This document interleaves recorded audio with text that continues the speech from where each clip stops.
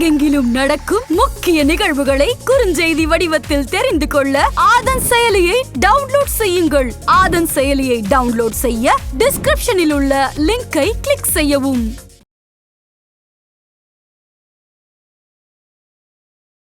எதிர்கட்சியாகவோ இல்ல ஆளும் கட்சியாகவோ ஆயிரத்துக்கு கூட வாய்ப்புகள் இருக்கு. இந்த வெற்றியை நீங்க எப்படி பாக்குறீங்க சார்? ராமரை வைத்து ரூமர் செய்தவருக்கு அடி, ராகுல் காந்திக்கான வெற்றி. மக்களுடைய நலன் கருந்து இப்போ செஞ்ச விஷயத்துக்கான கிடைத்த மாபெரும் வெற்றியாக தான் பார்க்கணும்.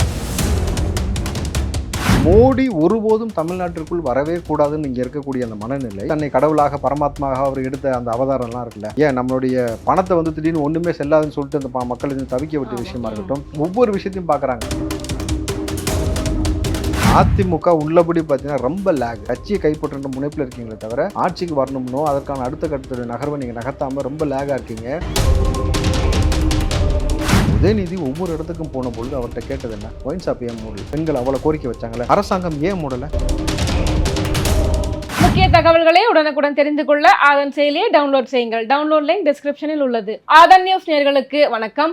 இன்றைய நேர்காணலில் நம்மோடு இணைந்திருக்கிறார் காங்கிரஸ் கட்சியை சேர்ந்த திரு ராவுத்தர் இப்ராஹிம் அவர்கள். வாருங்கள் பேசுவோம். வணக்கம் சார். வணக்கம் மேடம். நலமா இருக்கீங்களா? மேடம். முதல்ல வாழ்த்துக்கள் காங்கிரஸ் கட்சிக்கு. பல இடங்கள்ல பெரும்பான்மையோட ஜெயிச்சிருக்கிறீங்க. மிக பெரும் ஒரு எதிர்கட்சியாகவோ இல்ல ஆளும் கட்சியாகவோ ஆயிரத்துக்கு கூட வாய்ப்புகள் இருக்கு. அது நீங்கள் எடுக்கிற முடிவு தான். இந்த வெற்றியை நீங்க எப்படி பாக்குறீங்க சார்? ராமரை வைத்து ரூமர் செய்தவருக்கு அடி, ராகுல் காந்திக்கான வெற்றி. இந்த பாரத் ஜோடோ யாத்திரையாக இருக்கட்டும், அல்லது வந்து இங்கே வந்து இந்த மத சார்பு அந்த நம்பிக்கை இருக்கு இல்லையா, அது விஷயத்துக்குள்ளே வந்து தலையிடாமல் மக்கள் சார்ந்து ராகுல் காந்தி சிந்திச்சு ஒவ்வொரு ஸ்டேட்லேயும் போயிட்டு இங்கே இருக்கக்கூடிய அந்த பொருளாதார பின்னடைவாக இருக்கட்டும், இந்த உணவு கலாச்சாரத்தில் அவங்க கை வச்சதாக இருக்கட்டும், கோயில்களை வச்சு கை வச்சதாக இருக்கட்டும், இங்கே அவர்கள் செஞ்ச இந்த புல்டோசர் ஆட்சி இருக்கு இல்லையா, அதுக்கு கொடுத்த சவுக்கடியாக இருக்கட்டும், இந்த மாதிரி பல விஷயத்தை முன்னெடுத்து இருக்கக்கூடிய மக்களுடைய நலன் கருந்து இப்போ செஞ்ச விஷயத்துக்கான கிடைத்த மாபெரும் வெற்றியாக தான் பார்க்குறோம். கண்டிப்பா இது வந்து திமுக வந்து 40 தொகுதிகளும் வெல்வோம் அப்படின்னு சொல்லி ஒரு சூழல் வச்சாங்க. கண்டிப்பா எல்லாருமே அந்த மாதிரி சொல்றது. பாஜக கூட 400 தொகுதிகள் வெல்வோம் சொன்னாங்க. சொன்ன மாதிரியே செஞ்சுட்டாங்க. 40க்கு 40 அப்படின்னு சொல்லி நாடும் நமதே 40ம் நமதே அந்த கோஷத்தை வந்து திமுகவினர் எட்டி விட்டாங்க. நிறைய விமர்சனங்கள் அவங்க மேல, ஏன் நீங்களே கூட நிறைய விமர்சனங்கள் அவங்க மேல முன் வச்சிங்க, கூட்டணியில இருந்தாலுமே கூட. இந்த வெற்றியை நீங்க எப்படி பாக்குறீங்க? இது திமுக கிடைத்த வெற்றி கிடையாது, ராகுல் காந்திக்கு கிடைத்த வெற்றி, மோடிக்கு கிடைத்த சவுக்கடி. இப்படிதான் நீங்க பார்க்கணும். இது வந்து சட்டமன்ற எலெக்ஷன் கிடையாது, நாடாளுமன்ற எலெக்ஷன்றதுனால நீங்க மோடி ஒருபோதும் தமிழ்நாட்டிற்குள் வரவே கூடாதுன்னு இங்க இருக்கக்கூடிய அந்த மனநிலை, அதை தாண்டி தன்னை கடவுளாக பரமாத்மாக அவர் எடுத்த அந்த அவதாரம்லாம் இருக்குல்ல, அதுவாக இருக்கட்டும், உணவு கலாச்சாரத்தில் கை வச்ச விஷயமா இருக்கட்டும், பொருளாதாரத்தில் கை வச்ச விஷயமா இருக்கட்டும், வேலைவாய்ப்பு விஷயத்தில் அவர் கை வச்ச விஷயமா இருக்கட்டும், ஏன் நம்மளுடைய பணத்தை வந்து திடீர்னு ஒன்றுமே செல்லாதுன்னு சொல்லிட்டு அந்த மக்கள் தவிக்க விட்ட விஷயமா இருக்கட்டும், ஒவ்வொரு விஷயத்தையும் பார்க்குறாங்க. அவங்க வந்து என்ன சொல்கிறது, அந்த உணவு கலாச்சாரத்துலலாம் உச்சபட்சமாக நீங்கள் வட இந்தியாக்கள் அவர்கள் அடித்து கொடுமைப்படுத்தின விஷயமா இருக்கட்டும், மணிப்பூர் விஷயம் இருக்குல்ல, யாருமே அவ்வளோ சீக்கிரமாக அதை கடந்தே போயிட முடியாது. தன்னை அவதாரம் சொல்லிக்கிட்டு இருக்கக்கூடிய மனிதர் வந்து மணிப்பூரில் வந்து எப்படி பெண்கள் இந்த மாதிரியான விஷயத்தில் நீங்கள் வந்து காட்சிப்படுத்தி அடித்து கொண்டு போன விஷயமா இருக்கட்டும், பல்கிஸ் பானு விவகாரமாக இருக்கட்டும், ஆசிஃபா அந்த சிறுமியோட விவகாரமாக இருக்கட்டும், எல்லாமே எதிரொலிச்சிருக்கு. அப்போது ஒட்டுமொத்தமாக இது எல்லாரும் சேர்ந்து மக்களுக்கு இங்கே வந்து ஒரு மிகப்பெரிய வெறுப்பு. அதுவும் சொன்ன போனீங்கன்னா தமிழ்நாட்டுக்கு இந்த களமே வேறு. நார்த் மாதிரி நீங்கள் வந்து இங்கே வந்து மதத்தை வைத்து இங்கே யாராவது பேசினா கூட வந்து நான் எங்கே யாராக இருந்தாலும் மூடிட்டு போய் எங்களுக்கு தெரியும்னு சொல்லுவாங்க. என்கிட்டயே நான் சொல்கிறேன், உதாரணத்துக்கு ஒரு மூத்த ஊடகவியலாளர், ஓகேங்களா, அவர் திமுக மனநிலை உள்ளவர். அவர் பேசும்போது நீங்கள் வந்து நம்மளாம் வந்து இப்படிலாம் திமுக ஆதரிக்காமல் இப்படிலாம் பேசலாமா வைக்கலாமா அப்படின்ற மாதிரிலாம் பேசும்போது அது சாதியை மையப்படுத்திலாம் அவர் பேசினார். நான் மூடுன்ட்டேன். இந்த சாதி மையப்படுத்தி பேச வைக்காத. எப்பயுமே பிஜேபி செய்கிற அதே ஸ்டாண்டர்ட் நீ எடுக்கக்கூடாது. நீங்கள் மத வழிபாடுன்றது தனிப்பட்ட விஷயம், அதை அரசியலாக்க கூடாதுல்ல. அது எப்படி நீங்க அரசியலாக்க முடியும்? மோடி முழுக்க அதை மட்டும் தானே கையில் எடுத்து பண்ணாங்க. 10 ஆண்டு காலமா அதை மட்டும் தான் கையில் எடுத்தாங்களே தவிர என்னப்பா 10 வருஷமா தமிழ்நாட்டுக்காகவோ இந்தியாவுக்காகவோ செஞ்சிருக்கீங்கன்னா அதை பத்தி பேசுவதற்கோ சொல்வதற்கோ ஒண்ணுமே கிடையாம வெறும் மதத்தை கையில் எடுத்துக்கிட்டு இருந்தாங்க. அப்போ நம்ம சொன்னது இங்க இருக்கக்கூடிய மக்களுடைய மனநிலை என்னன்னாக்கா, நல்லா பாருங்களேன், காலங்காலமா இங்க இருக்க அண்ணன் தம்பி மாமன் மச்சான்னு சொல்லி கூப்பிட்டு பழகி எல்லா சாதியிலும் ஒன்னா சாப்பிட்டு ஒன்னா சுத்தி ஒன்னா குளிச்சு என்ன இங்க இருக்கக்கூடிய முறையே வேற. இந்த பல்ஸ் தெரியாம இவங்க வந்து இங்க தமிழ்நாட்டுக்குள்ள வந்து விளையாண்டுகிட்டு இருந்தாங்க. அதான் ராகுல் காந்தி உங்க நாடாளுமன்றத்தில் சொன்னாரா இல்லையா, நெவர் எவர் உங்களால வந்து எப்போதும் தமிழ்நாட்டு மண்ணை நீங்க ஆளவே முடியாதுன்னு சொன்னாரு. அப்போ இந்த வெறுப்பு இந்த மனநிலையை புரிஞ்சு கொண்டுதான் ஸ்டாலின் அவர்கள் 40 நமதேன்னு சொன்னது. அதனால தான் பார்த்தீங்கன்னா அந்த கூட்டணி ஜெயிச்சிச்சு. இப்போ காங்கிரஸ் 10 இடத்துல ஜெயிச்சிருக்கு, விசிக 2 இடத்துல ஜெயிச்சிருக்கு. இன்னொரு இடமும் அதிமுக சில இடங்கள்ல செய்த மிகப்பெரிய சொதப்பல்கள் அப்படின்னு சொல்லலாம். அதுவுமே வந்து திமுகவுடைய வெற்றிக்கு ஒரு காரணமாக அமைஞ்சது. ஏன்னா வேட்பாளர் தேர்விலேயே வந்துட்டு பாத்தீங்க அப்படின்னா நிறைய பேர் அறிமுகம் இல்லாத வேட்பாளர்கள், புதுமுக வேட்பாளர்கள், களப்பணி ஆற்றுவதில் இருக்கிற தாமதம், சிக்கல்கள், உட்கட்சி பூசல்கள், இது எல்லாத்தையுமே இல்லாம ஸ்ட்ராங்கா இருந்துச்சு அப்படின்னா ஓரளவு திமுகவுக்கு டஃப் ஃபைட் கொடுத்துருப்பாங்கல்ல. திமுக டஃப் ஃபைட் கொடுத்துருக்காங்களா இல்லையா, பிஜேபி கொடுத்துருக்கலாம். ஆமா, அப்படிதான் நம்ம பார்க்கணும். ஏன்னா அதிமுக உள்ளபடி பார்த்தீங்கன்னா ரொம்ப லேக். நான் வந்து ஆரம்பத்துலேருந்து அந்த விஷயத்தை சொல்லிக்கிட்டே இருந்தேன். அதிமுக நீங்கள் கட்சியை கைப்பற்றுற முனைப்பில் இருக்கீங்களே தவிர ஆட்சிக்கு வரணும்னோ அதற்கான அடுத்த கட்டத்துடைய நகர்வை நீங்கள் நகர்த்தாமல் ரொம்ப லேகாக இருக்கீங்க அப்படின்றத நம்ம பார்த்தோம். அதுக்கேற்ற மாதிரி அவங்களுக்குள்ளே இருக்கக்கூடிய சிறு சிறு பிரச்சனைகளாக இருக்கட்டும். இப்போ டிடிவி தனியாக போனது, சசிகலா தனியாக போனது, ஓபிஎஸ் தனியாக போனது, எடப்பாடி ஒரு பக்கம். இதை தாண்டி இவர்கள் 4 பேரையுமே வந்து வேறு மாதிரி ஒரு அரசியல் செஞ்சு பிஜேபி அவங்கள மிரட்டி அவங்கள கையில் எடுத்து அவங்கள கையாண்ட விதம் இருக்கு இல்லையா. அதை தாண்டி களத்தில் இறங்கி சரியாக வேலை செய்யலை, பணம் செலவு பண்ணி வார்டுக்கு அவங்க நீங்கள் பூத் மெம்பருக்குலாம் காசு கொடுக்காம எப்படி வேலை செய்வான், வேலை வெட்டி விட்டு வந்து உட்கார மாட்டான்ல. அப்போ அந்த மாதிரி எல்லா விஷயத்துலையும் ஒரு லேக் இருந்தது. இந்த லேக் தான் பார்த்தீங்கன்னா இன்றைக்கி வந்து அதனால தான் இந்த பக்கம் வந்து பிஜேபி கொஞ்சம் ஓட்டு சதவீதம் கூட்டினதுக்கான காரணமும். கண்டிப்பா இன்னொரு விஷயம் பார்த்தீங்கன்னா திமுக மேலே இருந்த ஒரு அதிருப்தி தான். அது யாருமே இல்லைன்னு சொல்ல முடியாது. திமுக வந்து இந்த பெருவெள்ளத்தை கையாண்ட விஷயமா இருக்கட்டும், விவசாயம் மீது குண்ட சட்டம் போட்டதா இருக்கட்டும் அப்படின்னா 40க்கு 40 வந்திருக்க முடியாதுல்ல. ஓட்டு பர்சன்டேஜ் பாருங்க, 54% உங்களுக்கு 40% மாறுதுனாக்கா அப்போ வந்து அந்த பர்சன்டேஜ் தானே இப்போ பிஜேபிக்கு போயிருக்கு. அப்போ திமுக மீது இருக்கக்கூடிய வெறுப்பு இந்த பக்கம் பிஜேபிக்கு வந்து வழி இல்லாமல் போட்டானுங்க. இப்போ அதனால பிஜேபி மேலே வந்திருக்கே தவிர பிஜேபி மட்டும் அது வந்து பிஜேபிக்குன்றதுக்காக கிடையாது. பாட்டாளி மக்கள் கட்சி இருக்குது, ஓபிஎஸ் இருக்காரு, டிடிவி இருக்கிறாரு, அந்த அடிப்படையில் தானே தவிர சீமான் சொன்னது போல் வந்து பிஜேபி தனியாக நின்று களம் கண்டு அவர்களோட ஓட்டு சதவீதம் ஜாஸ்தியாக வாங்கிடுவாங்களான்னா வாய்ப்பே கிடையாது. அவர் ஸ்டைலே சொன்ன வாய்ப்பு இல்லை ராஜா, கண்டிப்பாக வாய்ப்பு கிடையாது. அதை தாண்டி அதை பேசும்போது கூட அண்ணாமலை என்ன எடுத்து பேசினாரு, இதற்கு கேள்வி கேட்டால் நிறைய யாராவது சீமான் இப்படி சொல்கிறாருன்னு அதை சொன்னாக்கா அதை சொல்லாமல் விஜயலட்சுமி மேட்டை எடுத்து பேசுகிறீங்க. அது வந்து முட்டாள்தனமான ஒரு பேச்சு. அந்த அணுகுமுறையை நான் எப்பயுமே ஆதரிக்க மாட்டேன். ஏற்கனவே ப்ரெஸ் மீட்டில் வந்து செந்தில் பாலாஜி பாருன்னு நினைக்கிறேன். அப்போ வந்து அண்ணனும் தம்பியும் ஒரே பொம்பளைய அப்படின்னு பேசினால்தான். அப்போ இந்த மாதிரி அநாகரிகம். அதை தாண்டி செல்வி ஜெயலலிதா வந்து ஹிந்துத்துவவாதி, அந்த இடத்தை வந்து பிஜேபி ரீப்ளேஸ் பண்ணிடுச்சு, நான் ரீப்ளேஸ் பண்ணிட்டேன் நீங்கள் சொல்லும் பொழுது அப்போ நீங்கள் ஹிந்துத்துவ கட்சி தான் சொல்கிறீங்க. ஜெயலலிதா வந்து சங்கராச்சாரியை கைது பண்ணும்போது ஏன் பிரேமானந்தா பல நபர்களை தூக்கி போட்டு ஆர்எஸ்எஸ் பேரணி நடக்கவே விடல, ஒரு இடத்துல அனுமதி கிடையாது. மக்களே என்னை மன்னித்து விடுங்கள், இனி ஒருபோதும் பிஜேபி கூட்டணி இல்லைன்னு சொன்னவங்களை கொண்டு வந்து அவ்வளோ பெரிய ஐக்கான் அவங்க வந்து ஆளுமைனா அவங்கள கொண்டு வந்து உங்க கூட வந்து அண்ணாமலை நீங்க கம்பேர் பண்ணிக்கிறதுன்றது வந்து எப்படி ஏத்துப்பாங்க? அது ஏற்புக்குரியது கிடையாது. இன்னொரு விஷயம் பார்க்கணும் சார், பாஜக வந்து பாத்தீங்க அப்படின்னா கோயம்புத்தூர்ல 2வது இடம் பிடிச்சிருக்கு. முதலிடம் திமுகவுக்கும், 2வது இடம் வந்து பாஜகவுக்கும், 3வது இடம் அதிமுகவுக்கும் கிடைச்சிருக்கு. ஒரு காலத்துல அதிமுகவின் கோட்டை கோயம்புத்தூர் அப்படின்னு சொல்லுவாங்க. அந்த இடத்துல அதிமுக பின்னுக்கு தள்ளி முன்னாடி வந்திருக்காங்கன்னா அண்ணாமலையினுடைய ஒரு தீவிர முயற்சியும் அவருடைய அணுகுமுறை தானே காரணம். வாய்ப்பே இல்லை. நான் அதுக்கு ஒரு உதாரணம் ரொம்ப சிம்பிளா சொல்றேன். எஸ்பி வேலுமணி, வானதி சீனிவாசன், சிபி ராதாகிருஷ்ணன் இன்னைக்கு கவர்னர். அவர் கவர்னராக வந்து ஒரு நிகழ்வில் கலந்துக்கிறார் கோயம்புத்தூரில். அவர் சொன்ன வார்த்தை, வானதி அரசியல் ரொம்ப சஸ்டெயின் பண்ணி போகணும் அப்படின்னாக்கா, அரசியல் மட்டும் இல்லை பொது வாழ்க்கையில் எல்லாத்துலேயுமே நீங்கள் நல்லபடியாக இருக்கணும்னாக்கா கட்சியை தாண்டி எஸ்பி வேலுமணி அனுசரித்து போங்க, அவர் நினச்சாதான் எதுவுமே நடக்கும்னு சொன்னார். இப்போ எஸ்பி வேலுமணியும் சிபி ராதாகிருஷ்ணனும் எவ்வளோ நெருக்கமாக இருந்திருப்பாங்கன்னு ஒரு விஷயம் பாருங்கள். பிஜேபியோட ரொம்ப இணக்கமாக இருந்தவர்கள் தான் 2 பேரும். அப்போது அண்ணாமலைக்காக வந்து அங்கே வந்து அவர் சரியாக வேற மாதிரி ஒரு களம் கண்டுட்டாருன்ற மாதிரியான குற்றச்சாட்டுலாம் இப்போ சொல்லப்படுதுன்றதுனால தான் அண்ணாமலை 2வது இடத்துக்கு வந்திருக்காரு. கரெக்டுங்களா? இப்போ நீங்கள் அண்ணாமலை என்ன சொன்னார், எழுதி வச்சுக்கன்னாரு. எழுதி வச்சுக்க, 25 சீட் நாங்கள் ஜெயிக்கிறோம், நாங்கள் வந்து காட்டுறோம், நான் இங்கேருந்து வந்து எம்பியாக வந்து நான் போகிறேன், கோயம்புத்தூர்ல நான் ஜெயிச்சு போகிறேன், நீங்கள் 4ஆம் தேதி நான் கான்டாக்ட் பண்ணுங்கள், இங்கே தான் இருப்பேன், நான் அவைலபிள் இருப்பேன்னாரு. எங்கே இருந்தார்? 4ஆம் தேதி பிறந்த நாள்னா நம்ம இந்த காலேஜில் பசங்க பிறந்த நாள் ஃபங்க்ஷன் கொண்டாடுவாங்க பார்த்துருக்கீங்களா? தூக்கி கொண்டு போய் வச்சு கண்ணை புத்துட்டு அடின்னு அடிப்பாங்க. பர்த்டே பம்ப்ஸ்லாம் செம்ம சாத்துவாங்க தெரியுமா? அந்த மாதிரி சாத்தி விட்டாங்க கோயம்புத்தூர் மக்கள்லாம். அவரை வந்து அவரால் ஒன்றுமே செய்ய முடியாத ஒரு நிலைமையில கொண்டு போய் சிக்கலில் வாக்கிட்டாங்களே தவிர அதனால அண்ணாமலை வந்து ஒரு பெரிய ஒரு ஐக்கானா மாறிட்டாரு அப்படின்ற மாதிரி. ஓட்டு சதவீதமும் உயர்ந்திருக்குது, ஓரளவுக்கு டெவலப் ஆயிடுங்க. அதாவது அவங்க எண் மக்கள் பாத யாத்திரை அவங்க ஆரம்பிக்கும் போதே சொன்னாங்க, நாங்கள் இரட்டை இலக்கத்துல தான் வந்துட்டு ஓட்டு சதவீதம் வாங்குவோம். சொன்ன மாதிரியே வந்து இரட்டை இலக்கத்துல தனியாக நின்று இருக்கணும். நீங்கள் பாட்டாளி மக்கள் கட்சி, ஓபிஎஸ், டிடிவி, ஜிகே வாசன், அப்புறம் 2 சாதிய கட்சிகள்லாம் இருக்கிறாங்க, பல கட்சிகள் இருக்காங்க, எல்லாத்தையும் ஒன்றா வச்சு நீங்கள் வாங்குறதெல்லாம் பெருமை பேசக்கூடாது. தனிப்பட்ட முறையில் நீங்கள் நின்று இவ்வளோ சதவீதம் காட்டினீங்கன்னாக்கா ஓகே, சரி நீங்கள் காட்டலை ஓகே, நீங்கள் ஓட்டு சதவீதமே இங்கே மேட்ரு கிடையாது. இவர்கள் சொன்ன விஷயம். ம். சீமான் கட்சியை குறித்து பிஜேபி சொன்ன விஷயம். அண்ணாமலை எங்க ஓட் பர்சன்டேஜ் மேட்டர் கிடையாது, ஜெயிச்சிங்களா ஜெயிக்கலையா இவ்வளவுதான் மேட்டர்னாரு. ஆமா. இப்போ நீங்க சொல்லுங்க, ஜெயிச்சிங்களா ஜெயிக்கலையா? ம். 25 சீட்டு ஜெயிப்போம் நீங்க. அப்போ 5 சீட்டாவது குறைஞ்சது பட்சம் நீங்க ஜெயிப்பீங்க. நீங்க ஆமா. 5 இல்ல 1. நிறைய ஸ்டார் கேண்டிடேட்ஸ் கூட ஜெயிக்க முடியாம போயிடுச்சு. தமிழிசை சவுந்தரராஜன் அவங்கள மாதிரி, நயினார் நாகேந்திரன், அல்வா கொடுத்துட்டாங்க பாவம் ஆமா, அவருக்கு. அண்ணாமலை அவர்கள் ம். நிறைய பேர் ஜெயிக்க முடியாம போயிடுச்சு. அதாவது அப்போ மீண்டும் மீண்டும் மக்கள் ஒரு விஷயம் பிஜேபி என்ன கற்றுக்கணும்னாக்கா, வட மாநிலத்தில் பிஜேபி செய்யக்கூடிய மத அரசியலை தமிழ்நாட்டில் செய்தால் உங்களுக்கு இந்த சவுக்கடி விழுகும்ன்றதை அவங்க புரியணும். முதல்ல இப்ப கேரளால ஒரு சீட் புடிச்சிட்டாங்கல்ல, ஒன்றை வச்சு அதுதானே முதல் படி. முதல் படி இல்ல சார். டக டக டக டகன்னு அடிச்சுட்டு அவர் உட்காரட்டும், ம். வேற ஒன்றும் அவரால் செய்ய முடியாது. கேரளா மக்களுடைய மனநிலைன்றதே வேறங்க.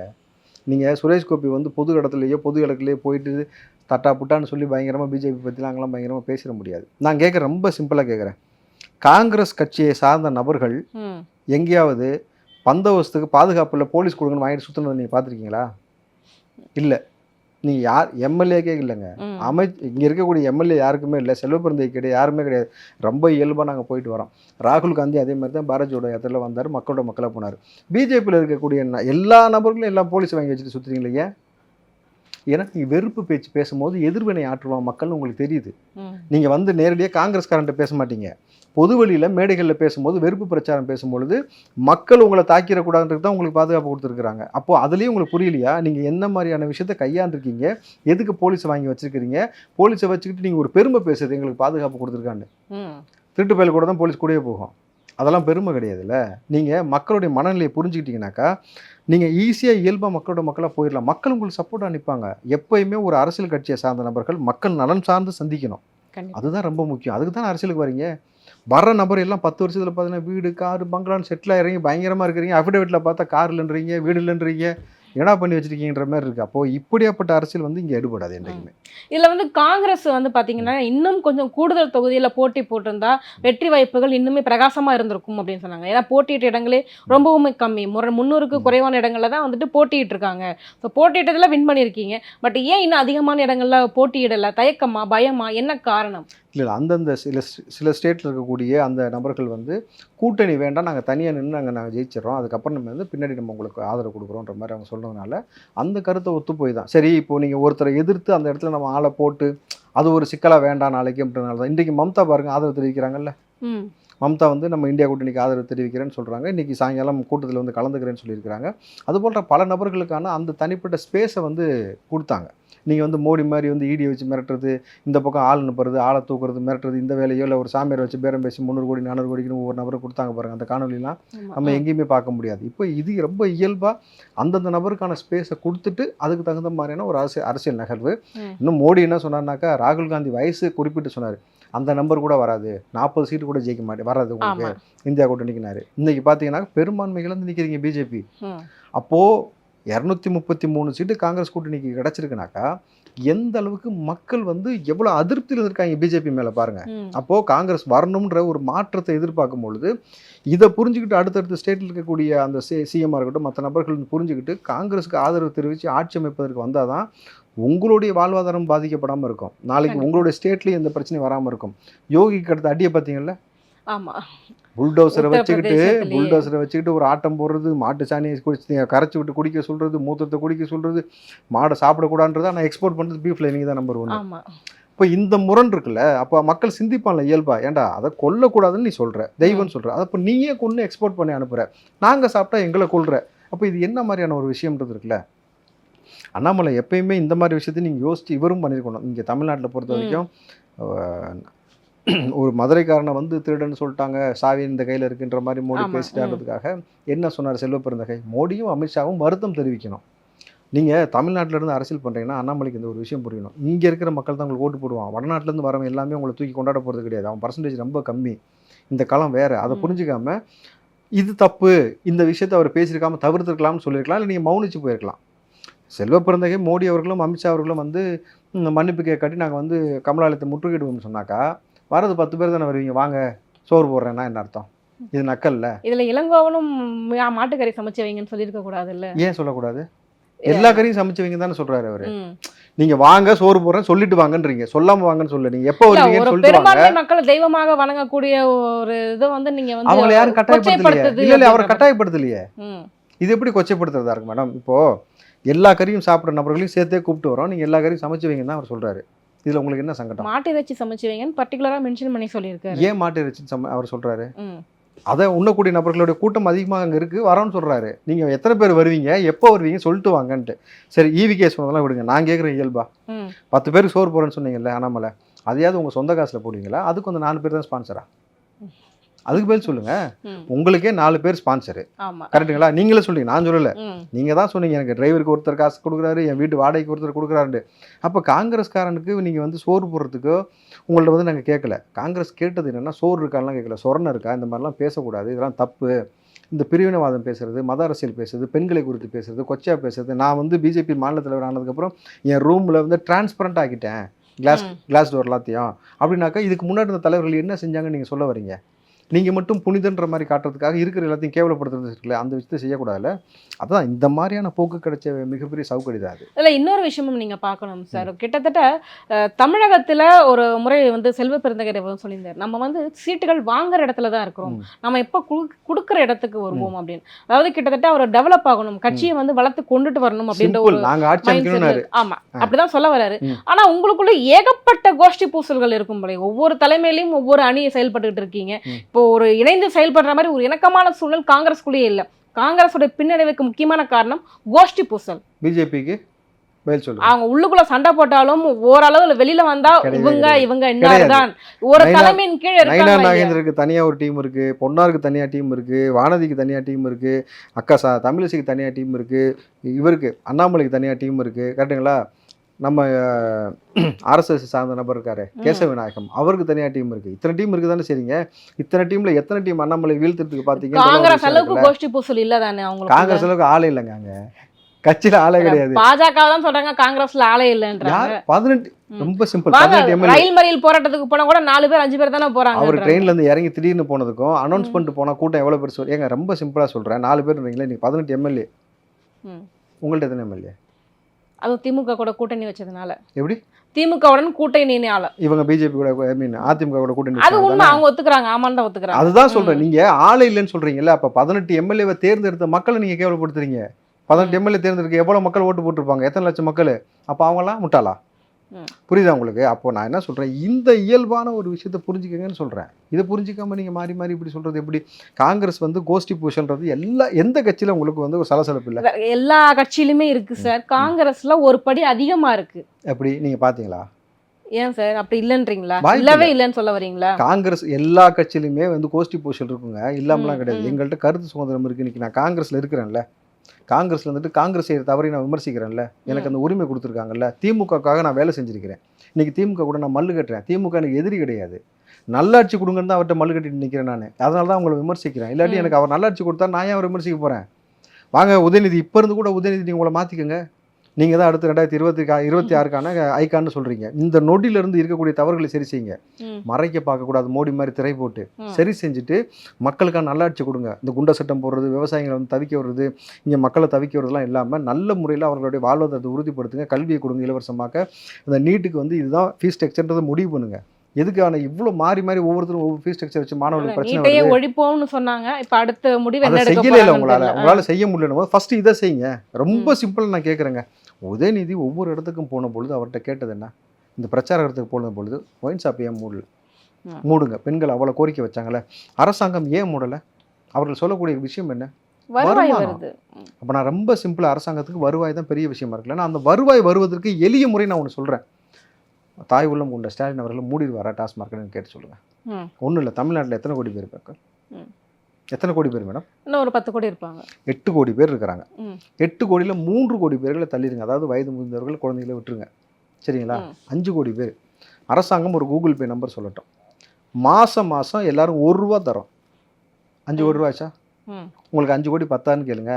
100 கோடி 10 ரூபா தரோம். ஒரு டீ செலவு தானே. நீங்கள் டீ கூட 12 ரூபா 15 ரூபாய் போச்சு. மாதம் எல்லாரும் 10 ரூபா தரேன். நான் 1000 ரூபா தரேன் மாதம். அப்போ உங்களுக்கு 100 கோடி சாலிடாக வந்துடுது. விலைவாசி உயர்த்திருக்கீங்க, பத்திரப்பதிவு உயர்த்திருக்கீங்க, வீட்டு வரி உயர்த்திருக்கீங்க, மின்சார விலை உயர்த்திருக்கீங்க, பால் விலை உயர்த்திருக்கீங்க, எல்லாத்தையும் உயர்த்திருக்கீங்க. இதை தாண்டியும் இந்த வாழ்வாதாரத்தில் மக்கள் சாகிறான், நலிவடைகிறான். ஒரு சிறு குழந்தை 13 வயசு குழந்தை வந்து இன்றைக்கி பாலியல் ரீதியாக துன்புறுத்தப்படுகிறது. பெற்றோர்கிட்ட சொன்னால் கூட அவங்க குடியில் 2 பேரும் தாய் தகப்பன் 2 பேருமே குடியில் இருக்கிறாங்க. அவங்களால கவனிக்க முடியலன்றதுனால இந்த சீரழிவை தடுக்கணுன்றதுக்காக மக்கள் தன்னிச்சையாக முன் வந்து அரசாங்கத்திற்கு மாதம் 10 ரூபா கொடுக்குறோம், 100 கோடி உங்களுக்கு வந்துடும். இப்போ உங்களுக்கு 100 கோடி மாதம் வந்துருச்சுல, டாஸ்மார்க் மூடுவீங்களா? மூடுங்கன்னு சொல்கிறோம். உங்களுக்கு எளிய வழி நாங்கள் செய்கிறோம். நாங்கள் மக்களுக்கு இதை தாண்டி எங்களுக்காக இதைத்தான் நாங்கள் செய்ய முடியும் அரசாங்கம். ஆனால் அந்த காசை வச்சுக்கிட்டு டாஸ்மார்க்கையும் மூடணும். அந்த 100 கோடியில் தார்பாய் வாங்கி அந்த நெல் மூட்டையை மூட சொல்லுங்கள் முதல்ல. அதை மூடாமல் முளைக்க போகிறீங்களா? இன்றைக்கி ஒரு வேளை உணவோட எவ்வளோ பேர் தூங்குறான், எவ்வளோ பேர். நீங்கள் ஒன்றும் இல்லை, காஞ்சிபுரத்தில் அரசாங்கத்துக்கு விற்றுட்டாங்க, 5000 மூட்டையை முளைக்க போட்டாங்க. 5000 மூட்டைன்றது எவ்வளோ பெரிய உணவுங்க அது. அப்போ வந்து அந்த உணவு வந்து விலங்குகளுக்கும் போகலை, மனிதர்களுக்கும் போகலை, வெட்டியாக போச்சுல. அதுக்கு எவ்வளோ அரும்பாடுபட்டு கஷ்டப்பட்டுருப்பாங்க. இன்றைக்கி விவசாய நிலைமை பாதி இல்லையே. 650 நாளை தாண்டிடுச்சு பரந்தூரில். எலெக்ஷனை கூட புறக்கணிச்சாங்க. இன்ன வரைக்கும் அவர்களுக்கு செவி சாய்க்கலை. அப்போ உதயநிதி இதெல்லாம் சரி செஞ்சு நல்லாட்சி நீங்கள் கொடுங்க. உங்கள் பக்கம் நான் நிற்கிறேன், உங்களுக்காக நான் பேசுகிறேன். ஏன் நான் உங்கள்கிட்ட மல்லு கட்ட போகிறேன்? அடிக்கிற இந்த பக்கம் பிஜேபி வச்சு. இல்லை, இன்னொரு விஷயமும் சொன்னாங்க சார். திமுக வந்துட்டு குடும்ப ஆட்சின்னு சொல்லிட்டு நிறைய இடங்களை விமர்சனம் பண்ணிட்டு இருந்தாங்க. காங்கிரஸ் கட்சியும் பார்த்தீங்கன்னா போன தேர்தலில் வந்துட்டு கம்மியான இடங்களை தான் ஜெயிச்சாங்க. இந்த இடத்துல 99 சீட் வந்து தனிமையாகவே நின்று ஜெயிச்சிருக்காங்க. அப்படின்னும் போது காங்கிரஸும் ஒரு குடும்ப ஆட்சி, இந்த ராகுல், சோனியா காந்தி, பிரியங்கா காந்தி இவங்க 3 பேர் இல்லாமல் இருந்திருந்தாங்க அப்படின்னா காங்கிரஸும் கிட்டத்தட்ட மெஜாரிட்டியில் வின் பண்ணியிருக்கும். குடும்ப ஆட்சி தான் காங்கிரஸோடைய பின்னடைவுக்கு இன்னும் ஒரு காரணம் சொல்றாங்க. இது நீங்க ஏத்துக்கிறீங்களா? சில அரசியல் விமர்சகர்கள் அந்த பேச்சு இருக்கு. முட்டாள்தனமாக சொல்கிறாங்கன்னு அர்த்தம். அதுக்கு ஐக்கானுங்க சில பேர், ஒவ்வொரு கட்சிக்கும் ஒவ்வொரு ஐக்கான் இருக்கிறாங்க. நீங்கள் அங்கே பாருங்கள், எத்தனை நேருவாக இருக்கட்டும், இந்திரா காந்தியாக இருக்கட்டும், இவர்கள்லாம் வந்து எந்த அளவுக்கு தியாகம் இருக்கார். எத்தனை வருஷம் நேரு வந்து இந்த நாட்டுக்காக சிறைக்கு போயிருக்காரு. அவசியமாக அவருக்கு சொத்து பத்து இல்லையா, காசு இல்லையா? ஏன் அவர் போய் சொகுசாக வாழ்ந்துருக்க கொண்டு போய் இன்றைக்கி எத்தனை பிஸ்னஸ்மேன் அப்படி வாழ்கிறாங்க சொகுசாக? எதை பற்றியுமே கண்டுக்க மாட்டேன்னு. ஏன் நடிகர்கள் அதிமுக ஆட்சியில் வீரவசனம் பேசுறதுலாம் அன்றைக்கி சிங்கம் சூர்யா மாதிரி பேசுறது, இன்றைக்கி வந்து சப்பானி மாதிரி இருக்கக்கூடிய ஆட்கள், சூர்யா உட்பட சொல்கிறேன். கண்டிப்பாக கரெக்டுங்களா? அப்போது இவர்கள் எல்லாரும் அவங்களுடைய சொகுசான வாழ்க்கையை பார்க்கும்பொழுது நேரு எத்தனை வருஷம் உள்ளே இருந்தார். இந்திரா காந்தி நாட்டுக்காக உயிரை விட்டுருக்காங்க. ராகுல் காந்தி இல்லை சார், மல்லிகார்ஜுன கார்கே தலைவராகவே இருந்தாலும் அவரால் தன்னிச்சையாக எந்த முடிவுமே எடுக்க முடியாது. ராகுல் காந்தி சொல்றபடி தான் அவர் கேட்டு நடக்கிறாரு. ஒரு குடும்பத்தினுடைய கையில தானே ஒரு மொத்த கட்சியுமே இருக்கு. அதெல்லாம் இவங்கெல்லாம் கிளப்பி விடுறது, பொறாமையில பேசுறது. அப்படி கிடையவே கிடையாது. அவர் எடுக்கிற முடிவு தான். அவர் தலைமையில் போட்டதுக்கு அப்புறம் மல்லிகார்ஜுன கார்கே எடுக்கிறது தான் முடிவு. இங்கே ஒன்றுமே இல்லைங்க. தமிழ்நாட்டை பொறுத்த வரைக்கும் அண்ணாமலைங்க எடுக்கிறதான முடிவாக இருந்துச்சு. எத்தனை நபர்கள் தான் கேடி ராகவன்லாம் கார்னர் பண்ணி எப்படி அனுப்பணுமோ அனுப்பிச்சிங்க. ஒவ்வொரு நபராக வெளியில் அனுப்பிச்சிட்டிங்க. ஓகேங்களா? இன்றைக்கி நீங்கள் சொல்கிறது தான், நீங்கள் வச்சு தான் சட்டம்னு 2 பேர் வச்சுட்டீங்க, லெஃப்ட் அண்ட் ரைட்டு. நீங்கள் சொல்கிறது தான் நடக்குது. இந்த இதுலேயே நீங்கள் இவ்வளோ வேலை பார்த்துக்கிட்டு இருக்கிறீங்க. இன்றைக்கி எவ்வளோ பெரிய கட்சி, எவ்வளோ பெரிய ஆளுமையில் எல்லோரும் தேர்ந்தெடுத்து மல்லிகார்ஜுன கார்கே ஒப்படைச்சு அந்த பொறுப்பை அவர்கிட்ட கொடுத்துருக்குறாங்க. இன்றைக்கு இந்த வெற்றிக்காக ராகுல் காந்தி தமிழ்நாடு முழுக்க கிடையாது, இந்தியா முழுக்க நடந்திருக்கிறாரு. அப்படி இருக்கும் பொழுது எப்படி நீங்கள் வந்து குடும்ப கட்சின்னு சொல்லுவீங்க? இது வந்து ஆகாதவன் சொல்லுவாங்கல்ல, ஆட தெரியாதவன் மேடை கொண்டன்னு சொல்லுவாங்கல்ல, அப்படி தான் இவங்க அந்த மாதிரி தான் பேசிட்டு சுத்தத்தை தவிர உள்ளபடி அப்படி கிடையாது. எல்லா கட்சியிலையும் ஒரு ஐக்கான் எப்பயுமே உருவாகிட்டு இருக்கும். ஒருவேளை எம்ஜிஆருக்கு வந்து அடுத்தடுத்த தலைமுறைகள் இருந்தாக்கா அந்த ஐக்கான் உருவாயிருக்கும். ஜெயலலிதாவுக்கு இருந்தால் உருவாயிருக்கும், கலைஞருக்கு இருந்துச்சு உருவாயிருக்கும். இந்த பக்கம் ஒவ்வொரு கட்சிக்கு பாருங்களேன். அப்போ ராமதாஸ் இருந்தார், இப்போ அன்புமணி வந்திருக்கிறாரு. அந்த மாதிரி தான். ஸோ அந்த மாதிரி ஐக்கான்கள் என்பது எப்பயுமே உருவாக்கப்படும். அது அவசியமும் கூட. ஏன்னா வந்து ஒவ்வொரு இடத்துலையும் பார்த்தீங்கன்னாக்கா அந்த கருத்தியல் ரீதியாக, சித்தாந்த ரீதியாக ஒவ்வொருத்தரை வந்து, இப்போ நான் ஒரு தொழில் செஞ்சேன்னா என் தொழிலில் வந்து என் பிள்ளை வரணும்னு ஆசைப்பட்டு நம்ம வளர்த்து விடுறோம், சொல்லிக் கொடுக்குறோம். இந்த பிள்ளைகளுக்கும் சொல்லிக் கொடுக்குறாங்க. விருப்பம் இருக்கவங்க அரசியல் வாங்க. ஆனால் அதை தாண்டி நல்லது செஞ்சால் மட்டும்தான் மக்கள் அங்கீகரிப்பான்.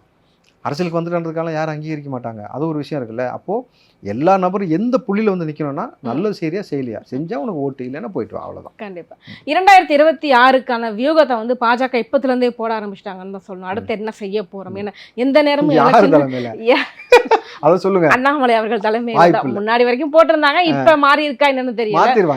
ஆமா, 2026க்கான வியூகத்தை வந்து இப்போதுலேருந்தே போட ஆரம்பிச்சிட்டாங்க அப்படின்னு தான் சொல்லணும். அவங்களோட தேர்தல் வியூகமே வந்துட்டு பார்த்தீங்கன்னா கொஞ்சம் ரொம்பவே வித்தியாசமாகும். ஏதாவது ஒரு அஜெண்டா வர முதல்ல ராமர் கோவில்னாங்க, அதை பேஸ் பண்ணியே தான் எலெக்ஷன் பண்ணாங்க. அந்த ராமர் கோவில் ஸ்டேட்ல அந்த இடத்துல எல்லாம் தோத்து போயிட்டாங்க. ஆமா, அது ஒரு பக்கம் இருக்கட்டும். பட் இருந்தாலும் இன்னொரு பக்கம் பாத்தீங்க அப்படின்னா அவங்களோட தேர்தல் வியூகமானது இப்போதுலேருந்தே போட ஆரம்பிச்சிட்டாங்க. எப்பவுமே அலர்ட்டாவே இருக்காங்க. ஸோ காங்கிரஸ் எந்த அளவுக்கு தயாராக இருக்கிறீங்க, இல்லை இனிமேதான் அவங்க வியூகமே அமைக்க போறீங்களா? ஃபஸ்ட்டு இந்த 2024 ஆட்சியை கைப்பற்றுவதற்கான வியூகம் இப்போ போயிட்டு இருக்கு. கரெக்டுங்களா? காங்கிரஸ் வந்து எப்படி வந்து ஆட்சியை தக்க வைக்கணும், அதை தாண்டி வந்து மோடி வந்து ஏதாவது ஒரு வேலை செஞ்சு அவருடைய நண்பர்கள் தான் இன்றைக்கி உலக பணக்காரர்கள். ஆமா. இந்திய அளவில் கிடையாது, உலக அளவில் 2வது பணக்காரர்கள்லாம் இருக்கிறாங்கல்ல. ஸோ இந்த நபர்களை வைத்து ஏற்கனவே குதிரை பேரம் நடத்தக்கூடியதில் ரொம்ப வல்லவர்கள். அப்படியே ஏதாவது அவர்கள் சித்து வேலை செஞ்சாலும் அந்த ஆட்சி நீடிக்குமா நீடிக்காதான்ற ஒரு பிரச்சனைலாம் போய்கிட்டு இருக்கும்பொழுது இது ஒரு பக்கம். 2026 பொறுத்த வரைக்கும் ஒவ்வொரு கட்சி தலைவர்களும் ஒரு பொறுப்போடு அவங்களுக்குன்னு ஒரு கனவு இருக்குது. இப்போ செல்வ பிறந்தகை சொன்னார், நம்மளும் ஆட்சிக்கு வரணும், அந்த அளவுக்கு உழைக்கணும்னா, அப்போ அந்த வார்த்தையே கூட்டணி இருக்கும் பொழுதே இவர் சொல்கிறாருனாக்கா அப்போ முன்னெடுப்பு எந்த அளவுக்கு இருக்குன்னு நீங்கள் பார்க்கணும். ஏன்னா காங்கிரஸ் கட்சியை வளர்க்கணுன்ற ஒரு ஆசை இருக்குது. அதை தானே ஒவ்வொரு கட்சி தலைவரும் நினைக்கணும். இப்போது என் குடும்பத்துக்கு நான் தலைவன் சொல்லும் பொழுது உங்களுக்கு கோபம் வரக்கூடாது. எல்லா குடும்பத்துக்கும் ஒரு தலைவன் இருக்கவே முடியாது, கரெக்டுங்களா? என் குடும்பத்துக்கு நான் தலைவன், உன் குடும்பத்துக்கு நீ தலைவன் சொல்லும் போது கோபம் வந்துச்சுனாக்கா என்னை நீ அடிமைப்படுத்த பார்க்குறேன்னு அர்த்தம். சுதந்திரமாக விட்டுட்டு வாங்க, அதை பார்த்துக்கலான்னு சொல்லி அந்த காங்கிரஸ் இப்போ இருந்து அந்த வேலையை தொடங்கிடுச்சு. அதனால தான் செல்வ பிறந்தகை இந்த வார்த்தையை சொன்னார். அடுத்தடுத்து களம் வரும்பொழுது ஒவ்வொரு கட்சியுமே, ஆனால் திருமாவளவன் சொல்லலையா, எல்லாருக்குமே அந்த கனவுகள் இருக்குது. இன்னும் சொல்ல போனீங்கன்னா அண்ணன் திருமாவளவன் பிரதமர்னு சொல்லி கூட ஒரு கட்சியை சார்ந்த நபர்கள்லாம் சொன்னாங்க. கனவு இலக்கு இருக்குது, அதுக்கான வேலை செய்யணும். அதற்கான வேலையை காங்கிரஸ் தொடங்கி விட்டது, எப்போவோ முன்னாடியே தொடங்கிடுச்சு. இனி அடுத்தடுத்து அதுக்கான நகர்வுகள் நகர்த்தப்படும். நிச்சயமாக காங்கிரஸ் ஆட்சியை பிடிப்பதில் மாற்றம் இருக்காது. காமராஜருக்கு பிறகு தான் சொல்கிறேன். ஆனால் அதுக்கு பிறகு நேர்மையான தலைவர்கள் நிறைய பேர் இல்லாமல் போனதோடைய விளைவு தான் இன்றைக்கு வரைக்கும் ஆட்சி பிடிக்க முடியல. இந்த சமரசம் இல்லாமல் இனிமேட்டு முட்டு கொடுக்காமல் சில பேர்கள் வந்தாங்கனாக்கா, இன்றைக்கி சசிகாந்த் செந்தில் வந்திருக்காரு பார்த்தீங்களா, அது ரொம்ப பெரிய விஷயம். முக்கியமான விஷயம் என்னன்னாக்கா, டிஆர் பாலு, ராஜா எல்லாமே வந்து கலைஞர் கூட வந்து வேலை பயணம் பண்ணிட்டு வந்தவர்கள். அவர்கள் கூட அவ்வளோ ஓட்டு வாங்கி ஜெயிக்கலை. திமுகவில் யாருமே அந்தளவுக்கு ஓட்டு வாங்கி ஜெயிக்கலை. 5.5 லட்சம் ஓட்டு வித்தியாசத்தில் சசிகாந்த் செந்தில் ஜெயிச்சிருக்காருனாக்கா, நீங்கள் முதல் முறையாக சசிகாந்த் வராருனாக்கா, அப்போ காங்கிரஸ்க்கான அந்த ஐக்கான் கொடுக்குறாங்கல்ல அந்த இடத்துல, மக்கள் எல்லாத்தையும் ஜெயிக்க வைக்கிறது பெட்டர். எவ்வளோ ஓட்டில் ஜெயிக்க வைக்கிறாங்கன்னு ஒன்று இருக்குல்ல, அப்போது காங்கிரஸை அங்கீகரிக்கிறார்கள், சசிகாந்த் அங்கீகரிச்சிருக்காங்க. இது போல் வந்து ஒவ்வொரு நபர்களும் அங்கீகரிப்பாங்க. நாங்கள் அடுத்த தளத்துக்கு போவோம், அதில் மாற்றே இல்லை. இப்போ மத்தியில் வந்து பார்த்தீங்க அப்படின்னா கூட்டணி ஆட்சி தான் வந்து அமைய போகுது, அதில் உறுதியாக இருக்குது அப்படின்ற போது மோடி அவர்கள் பாஜக என்ன மாதிரியான சவால்களை எதிர்கொள்வாங்க அப்படின்னு நினைக்கிறீங்க?